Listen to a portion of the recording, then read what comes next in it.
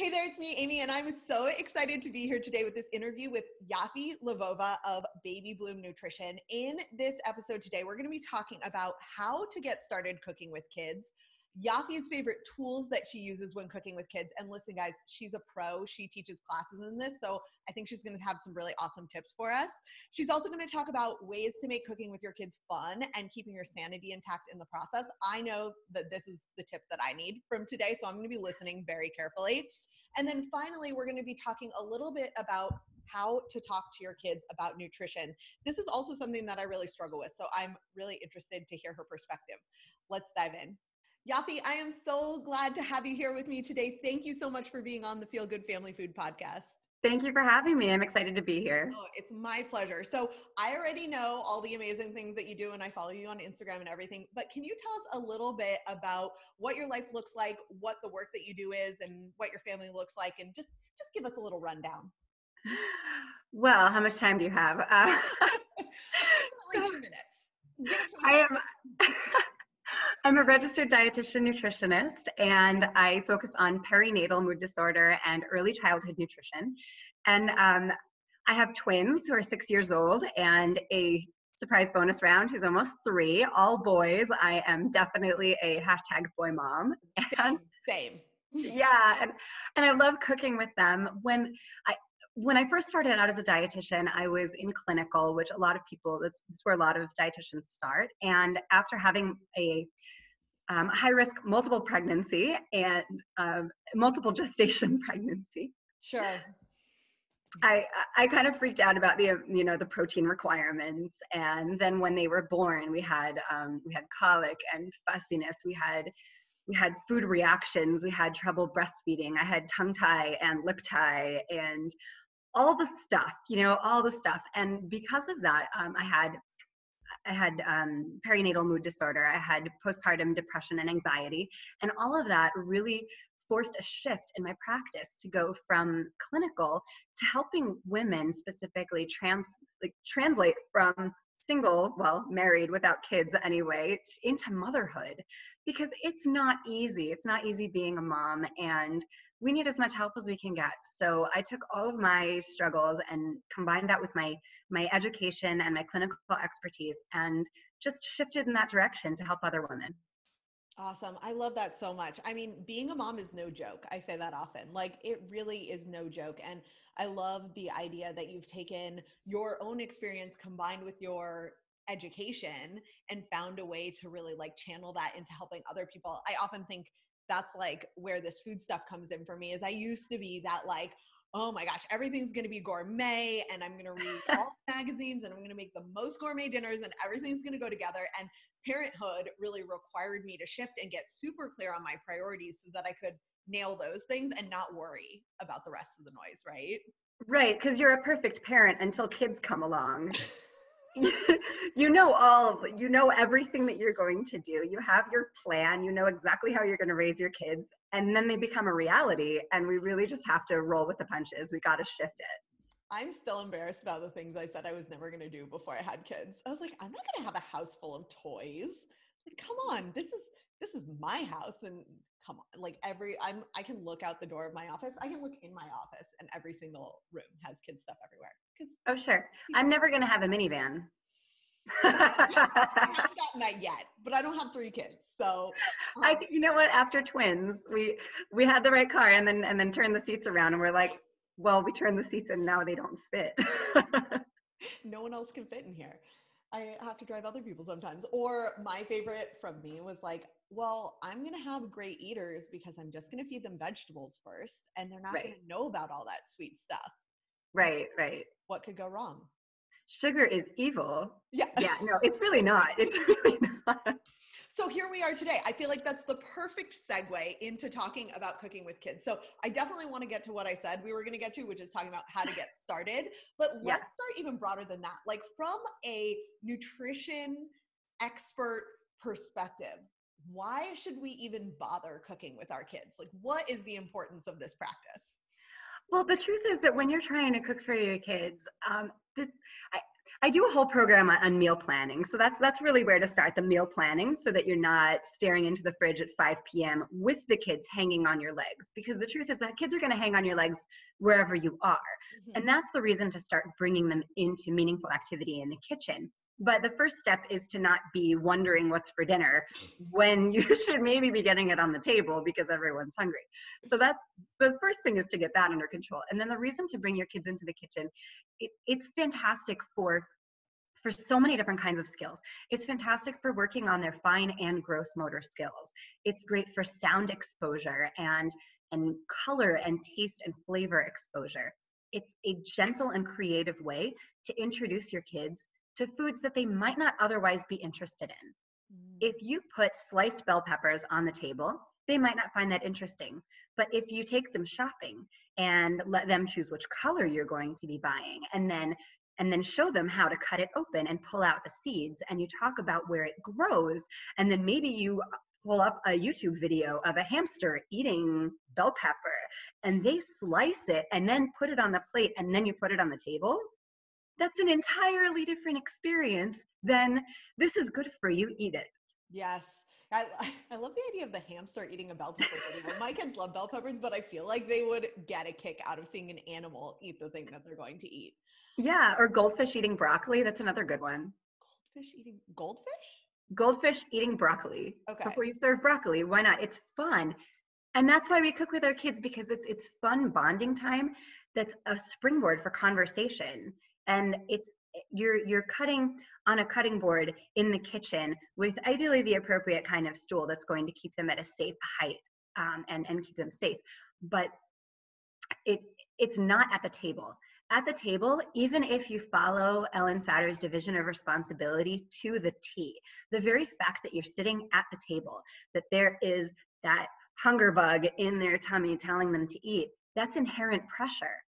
So even if you're not cheerleading them, even if you're not saying take a bite, just the fact that you're sitting at the table can be overwhelming for some kids. And so when you start in the kitchen by helping them to chop something and to giving them that responsibility, you're away from the table, and they are much more likely to take a bite of whatever it is because it's not expected. Yeah, I love that, because also this says a lot about my preferences as a mom. And I've said this on the podcast before, so folks who have listened won't be surprised. I don't love playing with my kids. Like, I'm not a great Lego mom, or like, I don't really want to play with Play-Doh, but I do want to cook, and dinner does need to be made. And so I love the dual purpose of like, okay, here we are. It's going to make dinner time easier, but it's also going to get dinner on the table, even if the cucumbers are like, I should have taken a picture, because my girl was cutting cucumbers for me the other day and they were wrecked. Yeah. But he didn't mind, and he was the one who was going to eat them, right? And so this activity, like, it was an activity to keep him busy. He was close by. He was going to hang on me anyways, to your point. Right. And now I have some cut up cucumbers that look like they've been bitten in half by a hamster. Right. And that's fine. You know what? And it's a great opportunity to help build their confidence, and the confidence that they get from spending that quality time with you, and the confidence they get knowing that they put something on the table. Yeah. That helps them with their interpersonal relationships. That helps them with, if you have confidence, you're going to do better on your homework. You're going to do better in skill building in a lot of different areas. So we as parents, our main job is to help our kids build confidence in a healthy way. And this is a great place to start. And as you mentioned, it's an activity, and it's all about the smile, not about the bite. I like to say that a lot to parents. It's about the smile, not the bite. And even if you make it to the table, and if they don't take a bite, it's still about the process of spending that quality time together. And you know what? You're in good company not wanting to play with your kids. I'm not good at it. I don't have the patience for it, because it's not productive. It's not productive to build a Lego structure. And of course it's important for their development, but I have the worst time holding myself still to play with these kids. So when I bring them into the kitchen and we're feeling what chocolate chip cookie dough feels like when it squishes between your hands, that's really fun for me. Yeah. And it's fun for them. And I have the patience for that, because I know we're going to be making chocolate chip cookies, and who doesn't love chocolate chip cookies? Right. And they have fun because they're like mom's having fun also, Yes. right? And I know that that transfers a lot too. I don't know if you've seen that meme, but there's one that's like, don't you hate when you've played with your kids for 2 hours and it's only been 2 minutes or whatever? That's my life, but not in the kitchen. So now that we've convinced people that they should be cooking with their kids, what would be your recommendation for the best way to get started? Well, it depends how old your child is. I mean, if you're listening to this and you're pregnant, that's awesome. And you can start as early as like, I had my babies as soon as they could face out in the carrier, which is when they have good neck control. I was making challah, and it's important for me to pass on our tradition. And I'd make challah and I have a picture of using baby feet to knead the challah. And of course, that was not for guests. Of course. That kid was probably 6 months old at the time. And that was only for our family, and the feet were clean. Also important. Their feet are probably cleaner than most of our hands, right? That is also true, especially at like 6 months. They're not even walking yet. But you can start with that. You can start when they're outward facing and you're just cooking in front of them and they want to poke something. And as they're able to stand, you can make a smoothie and have them take handfuls of spinach leaves and put it in the blender and then help them hit the button. And that's also great for sound exposure. And you're going to tell them, hey, this is a loud sound. It's going to start now. Maybe we'll start with our hands covering our ears. And you just have fun with it. And if you're smiling, they're smiling. You're spending time together doing something that's going to be productive and delicious. And that's where you can start. But my class, Toddler Test Kitchen, starts at age 2. Although, and in the home, you can start closer to 18 months with certain things like chopping, which people don't think about. And one of my favorite Toddler Test Kitchen recipes is spaghetti squash. You roast the spaghetti squash and give the kid a plastic fork and they can shred the squash into noodles, and that's so much fun for them. Or take a spiralizer. I prefer the spiralizers where you push down because kids just, it works better with how kids hold their hands than the ones that push sideways. Okay. But I mean, the ones that push sideways are fine too. You just have to hold them a little bit more secure. So the ones that push down, gravity works with it and it's easier for kids. Sure. But they can start doing that stuff closer to 18 months. And I mean, in my class, I'm dealing with 15 kids. So that's different. Yeah. We start at 2, but we're chopping and we're peeling and we're rolling. Your kids are capable of so much more than you think. And as long as you set healthy boundaries around the activity, it's going to be a blast for everyone.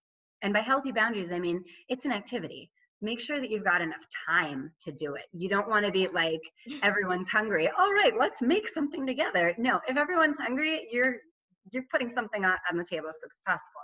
But if dinner's at 5:30 and it's 4 o'clock, bring them into the kitchen and chop up some cucumbers or whatever it is. Yeah. And I also have a rule, no breakfast help.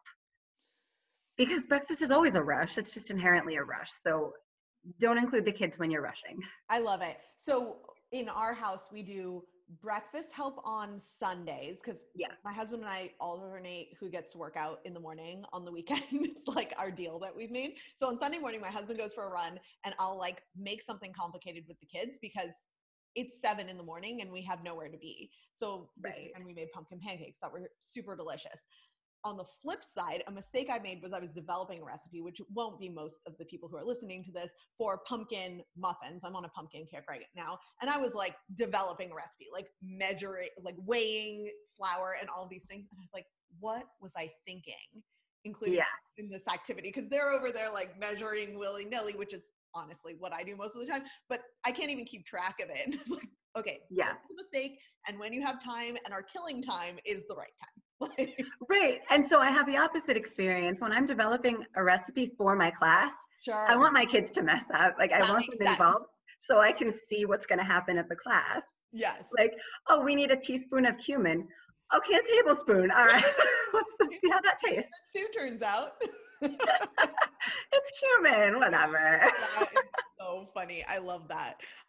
So you're teaching to groups of 15 kids. So I am so excited to get your wisdom on what tools we should have. And I have some favorites that I'll share too. And just before I list them, I want to let everyone know, I will put these in the show notes along with links at cookingwithfullplate.com/ cook with kids with dashes between. So cookingwithwholeplate.com/cookwithkids is where you'll find these. But if you're watching on video, Yaffi's also going to show us some of them because she grabbed them. So give us the rundown of like, what are the basic things to have on hand? And then, like I said, I'll share some of my favorite things too.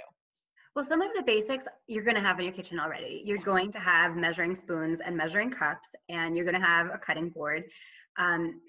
I would like to say that you should have one of these safety stools. There are a lot of different ones. There's also an IKEA hack for the stool that you can use. And in my kitchen, we use a folding chair. It is what it is, you know. And you, yeah. Just a quick point on that. We did not have a safety stool with my first guy because we had like one of those 2-step stool things that you'd use in the house to change a light bulb. And there was only one of him, so I could set that up and like make sure he was staying on. With the second kid, having the safety stool, and I will link to the one that we bought because it folds down even though we never actually fold it down, was a game changer because of course he wanted to be up there at the counter much earlier because his big brother was there. And so I feel like it's so much safer than a precarious situation. So if you're going to do this a lot, maybe try it first. Make sure you like cooking with your kids and then invest in the stool. It's true. And the thing is that the reason why you want a safety stool is because it gives that safety around their midsection, which lets you get a little bit more hands off. Yeah. And the point when you're cooking with your kids, in order to help build their confidence, you want to be as hands off as possible. You want to create the safest environment possible and let them do a lot of the work as much as is safe. Say yes whenever possible, and that safety stool helps you to say yes more often. So you're going to have a lot of things. So this is my toddler knife that I love. It's Curious Chef. I am not paid to endorse them. I just do it because I like their stuff. It's made out of nylon. When you use spices like turmeric, it will stain, and that's okay. So what? It's got a wide handle. This is the smallest size. If you buy it on Amazon, and I can give you a link, it comes in a set of 3. I think it's $9. Yeah. If you have a lettuce knife at home, you can use that. But if you go out and buy a lettuce knife, it's going to be more expensive than buying these toddler knives.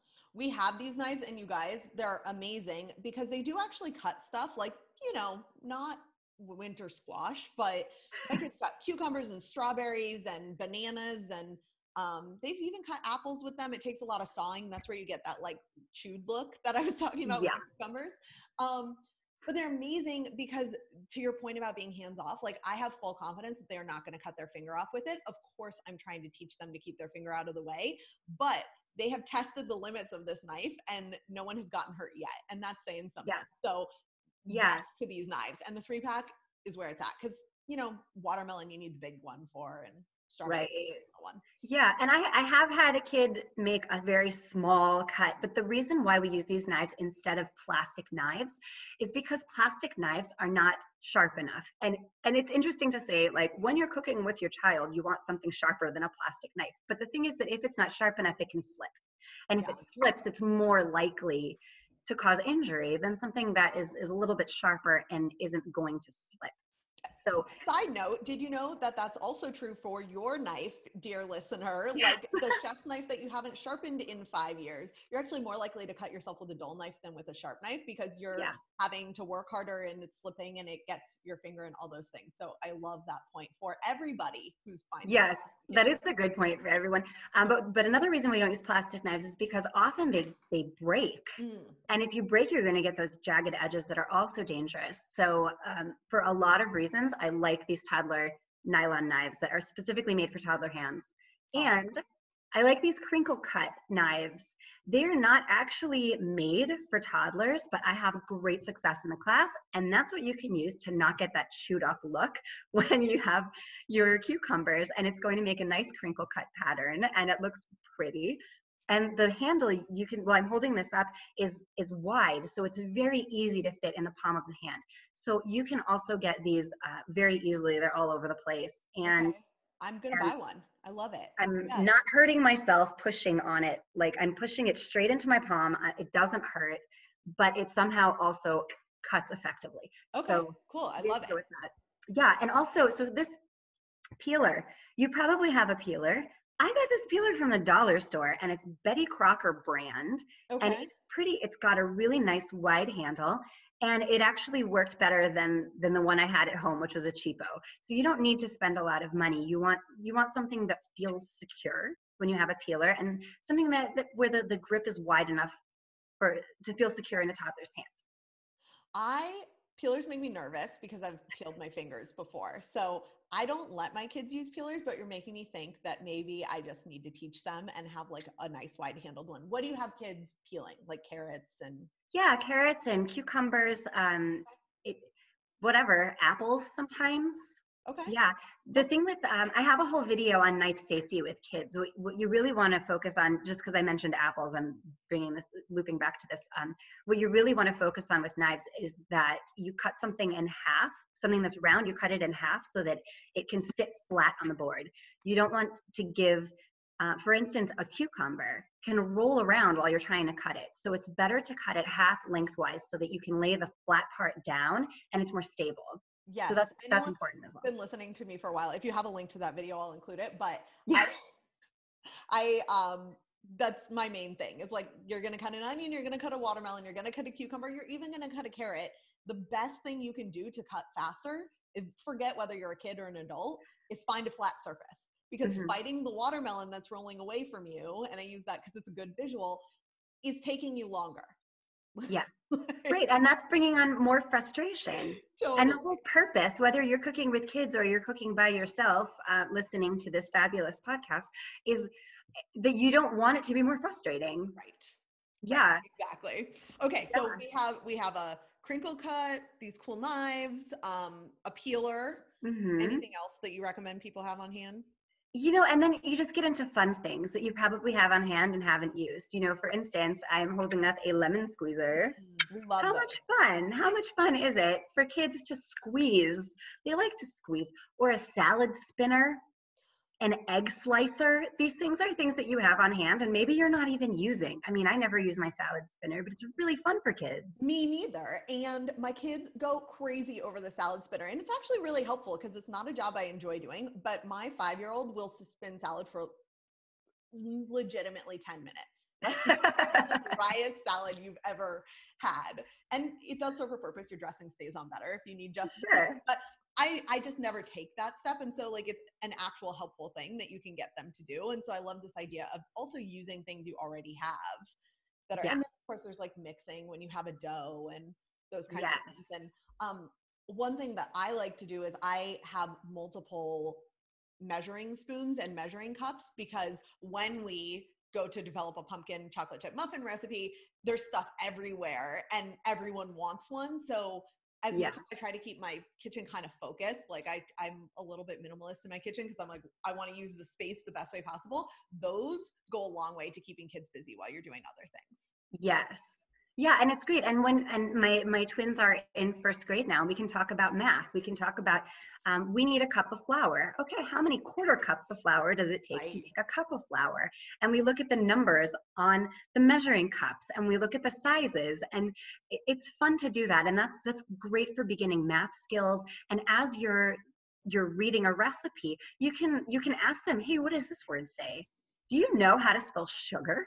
And that's a fun one because it's S, but it sounds like an SH. And it's just it's sometimes when people have trouble sitting down doing homework with their kids, you can actually do the reading homework and the math homework while cooking with them. And it's much more entertaining and it's more real world. They're going to absorb that information better, much like your dry salad will absorb dressing better. I love it. Okay, I love this math and reading in the kitchen tip too, because it's so true. I find myself when I'm doing something with my kids, I'm a lot more likely to engage in those conversations that further their knowledge that I wouldn't think to talk about than when we're sitting down, trying to think of something to do.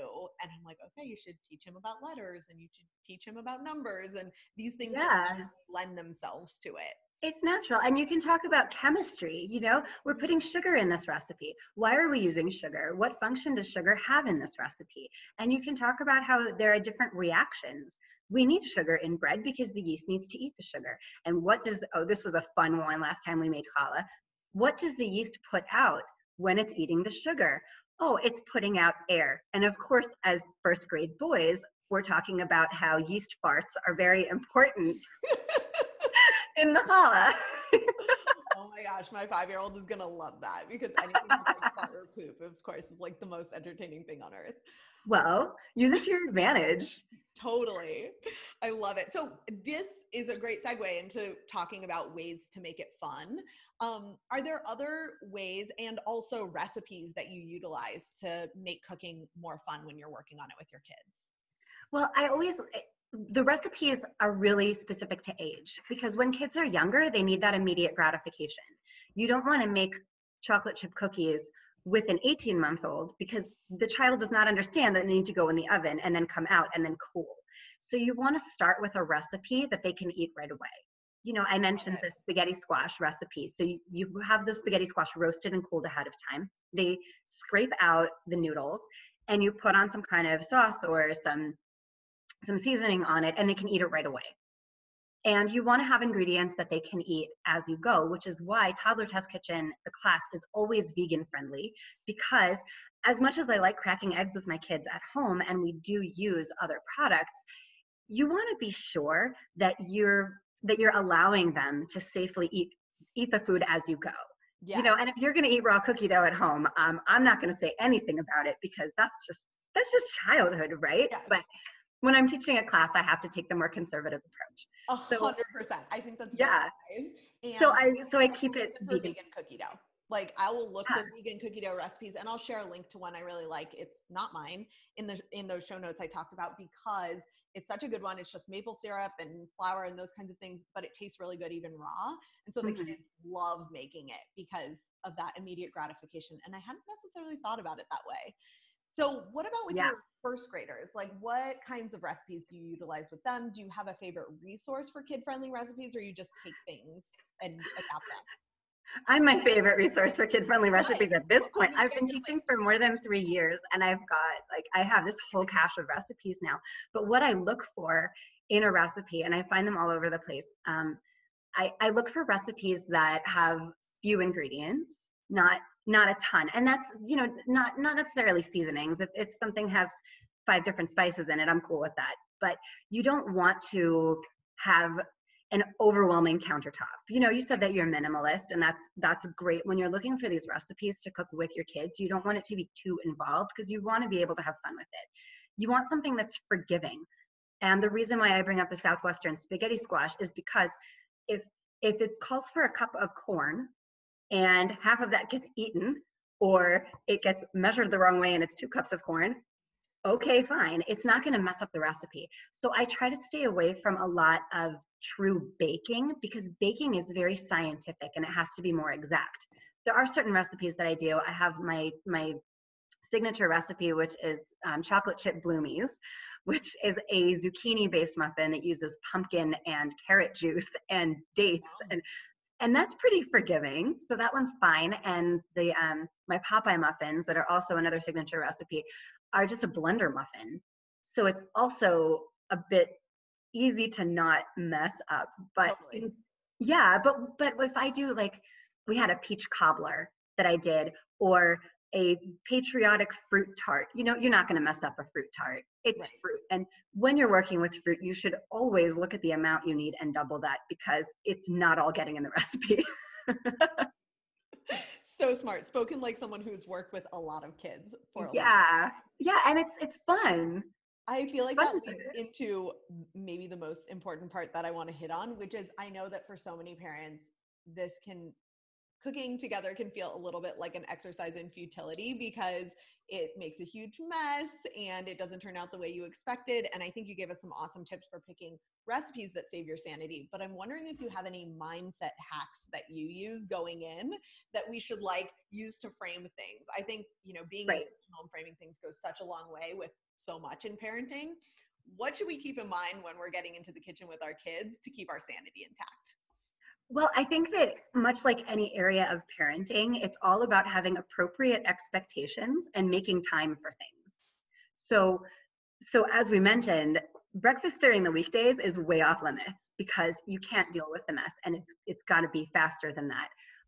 But if you have appropriate expectations as far as how long it's going to take and the kind of mess that you're going to make, then it's going to be easier to deal with. If you think you're going to make a pumpkin pie with your kids and there is not going to be pumpkins somehow on the ceiling and like on the back of your neck, and then maybe readjust your expectations, because you know that's going to happen. But you also know that if you're like me and like you, that it's going to be more fun to do this. Yeah. And it's just going in thinking, how old is my child? How well can they follow directions? What kind of mess is the worst possible scenario with this recipe? And just get ready for that. Yes. Yeah. And I often find it's like a time payoff thing. Like the other night, my husband was working late. And so when we did the pumpkin muffins, I was literally just trying to kill time with two kids who weren't ready for dinner quite yet, but we needed to do something. And so I looked at the kitchen afterwards, and of course it was a disaster. And I was like, all right, but I got like an hour, a solid hour of engaged time where brothers were not pummeling each other out of this. And of course, all the benefits that we've already talked about. So I can wipe down the cabinets. Like that Yeah. was worthwhile investment for me. But certainly I wouldn't do it right after a housekeeper comes or something, right? Because you're just going to be disappointed. Yes. And this is why it's also very important to have dogs. Yes. Because they help you clean up the mess. Oh man, my dog was, where was she? I think she was like with family because we'd been out of town and we fed the kids. And I was like, I had no idea how much of a mess they made until the dog wasn't here to clean up. It's so true. I should pay her more. So one of the things that we talked about before we got started is that you were in your son's class, class. Talking about nutrition today to first graders. And this is not an area of expertise of mine. And I struggle with how much to share with my kids about food because I don't want to demonize anything. And I've come a long way from thinking that like sugar was so bad and my kids were never going to have it to like really focusing more on creating adventurous eaters who are comfortable with being around and maybe trying on a good day almost anything. So I struggle with like, what do I want to say about food, especially because kids repeat everything and I don't want them telling another kid something that isn't serving their family, right? So talk a little bit about what you shared and how we as parents can think about how much to share with our kids about the food they eat. Right. So the first thing is that you have to keep everything completely positive. And using black and white terms like good and bad, or even healthy and not healthy, doesn't work for kids because they are black and white thinkers. And the truth is that if you say that cake is bad or cake is unhealthy, you know that you're going to be going to a birthday party at some point, and there's going to be cake at that birthday party, and you can be one of two parents. Either you're the parent who doesn't give their child cake, or you're the parent who does give your child cake. And if you've told them that cake is bad, you're setting yourself up for failure either way, because you're telling them that it's bad and it's unhealthy, but then you're giving them a slice, which means that you are bad. You are contradicting yourself. You don't know how to take care of yourself or your child because you're giving them something that you told them was unhealthy and bad for their body. They don't understand moderation. They don't understand context or celebration. They don't understand that. Things are good or things are bad with kids. Yeah. And things are healthy or things are not healthy. It's either going to make you live forever and be able to fly like Superman, or it's going to kill you immediately. This is how kids think, and we need to go with that when we talk nutrition to them.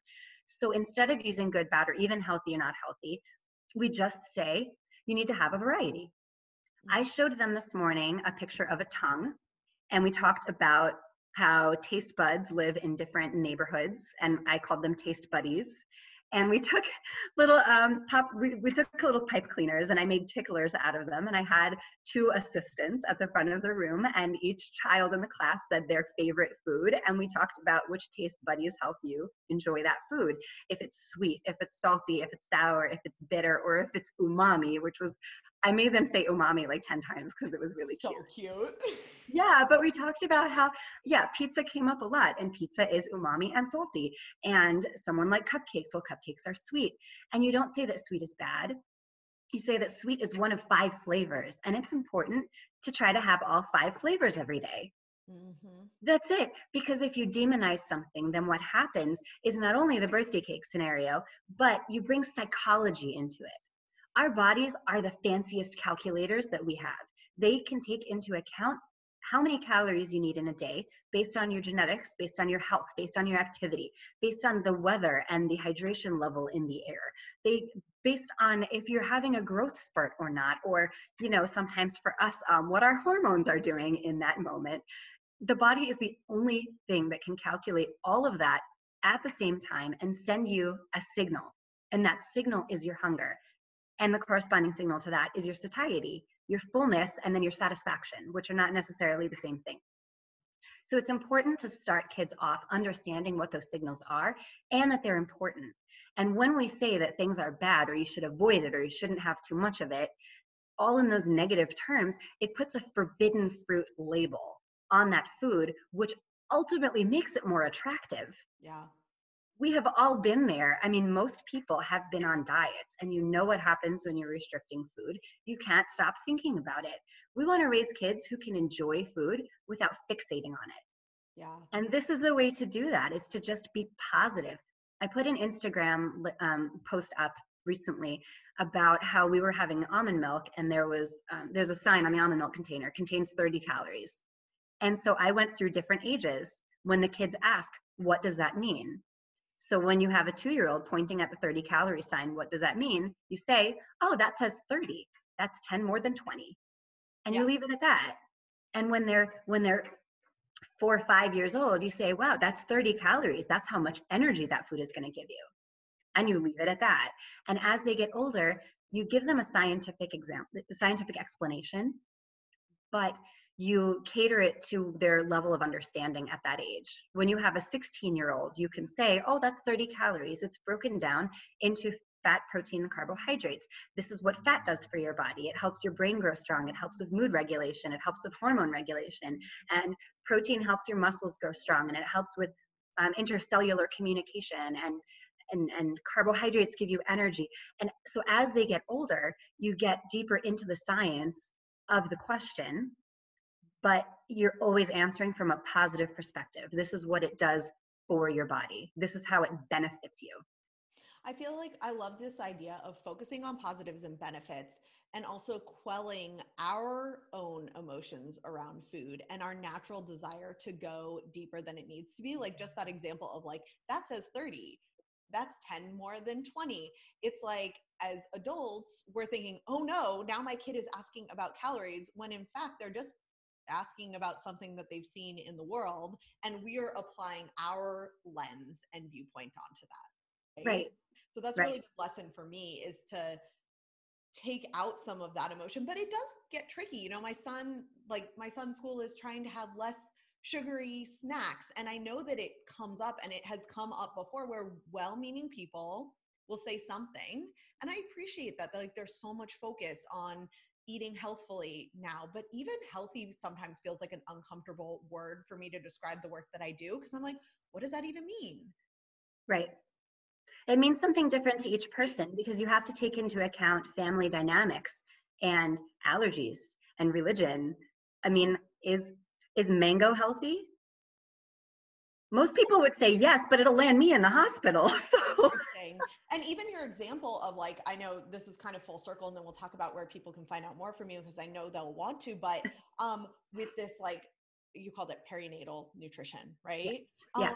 Is like also, where are you at? Like what can you physically handle right now? And I shared an Instagram post the other day of a meal that was macaroni and cheese, and it had some raw cauliflower and some apples. And I sometimes feel uncomfortable sharing that, because I know there are people who look at that and are like, I thought that you feed your kids healthy food. I thought that's what you're about. And I would never feed my kids that. And that's cool. That's fine if people think that.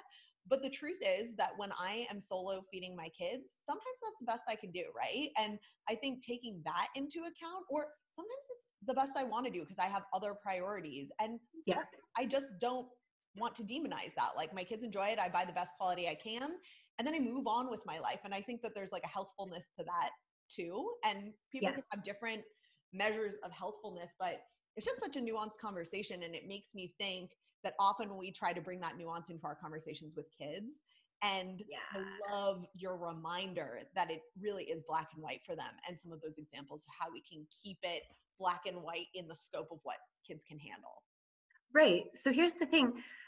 If a child is refusing a particular food at a table, it could be because they don't like it. It could be because they're fearful of it for some reason. Or it could be that last time that food was on the table, mommy and daddy had a fight. And so they're not interested in that food because there's an association there. We associate emotions with food. And as adults, we're often told that that's a bad thing, that we should get our emotions out of the food. But instead of doing that, instead of trying to suppress our emotions where food is related, we have to dive into it and examine it so we can move on with our lives. Sometimes there's a pizza night. Guess what? I take my kids out for pizza. Sometimes you have a busy day and you need a backup meal, and that backup meal is not nutritionally balanced in and of itself. But nutrition, especially where children are concerned, it's not nutrition by the meal or by the day even. It's over the course of a few days. So if you go out for pizza one night, fine, okay, so the next day they're gonna have some carrots and some hummus for a snack. I mean, we have to take this pressure off of ourselves, because just as you're saying, it's a nuanced conversation. I can boil it down to this. We as society see health as nutrition.